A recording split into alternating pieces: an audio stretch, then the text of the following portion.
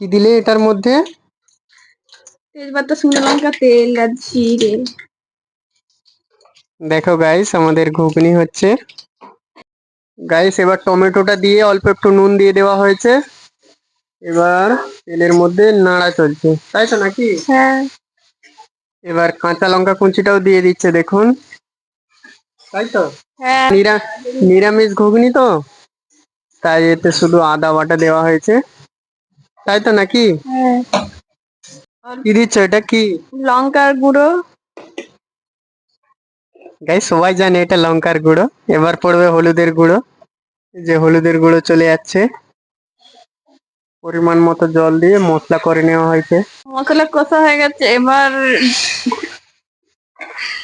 কড়াই আর আলু সিদ্ধ করা আছে দিয়ে দিচ্ছি। সেখানে লেগে গেছে। আলু মটর সেগুলো সেদ্ধ করা ছিল, কড়াতে দেওয়া হলো, দেখতে পেলেন। আলু সিদ্ধ হয়ে গেছে নাকি দেখছি, সিদ্ধ তো করাই ছিল, তবু আর একবার ভালো করে একটু আলুগুলো গেলে দিচ্ছি, তাহলে ঝোলটা একটু পুরো হয়ে যাবে। এবার নামিয়ে নেবে নাকি?